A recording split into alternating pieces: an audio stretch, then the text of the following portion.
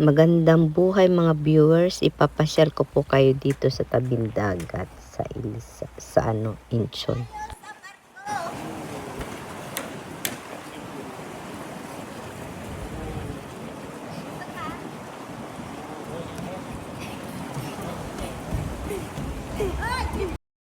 At ito nga pong mga kasama kong ate ay nandoon sa coffee shop na naghihintay ng coffee dahil na late na naman po si Kawander Lisa. May mga kasama tayo.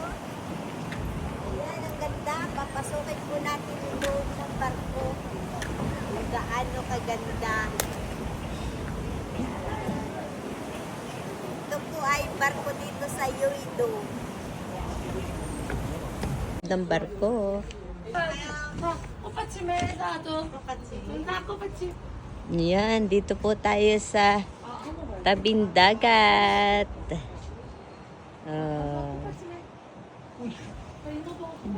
Ayan, kasama ko si ate. Ang ganda po dito.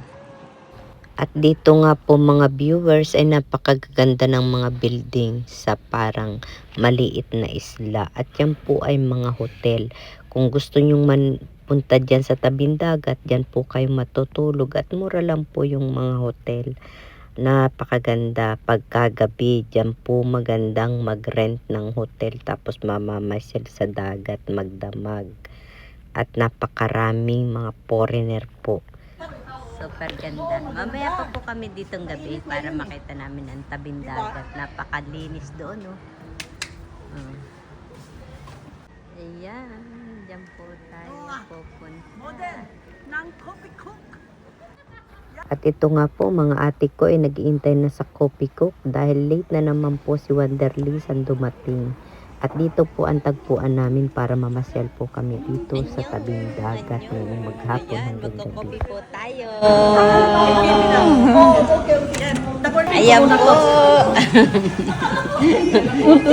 Ibibidyo ko yun. Ayan, si Ate Malo. Ayan po. Welcome daw sa Yeouido. Dito po dati siya nakatira. Yung barko na yan, yun yung naglalayag noong araw. Barko ng mga Navy yan. Yan ang history dito sa Ugo. Kaya dito ka dati nakatira? 12 years ako nakatira dito. Ginawa na nilang Kami po ay pumunta dito. Ito yung dating barko naglalayag noon. Ayan, at kami ay magkukopi muna.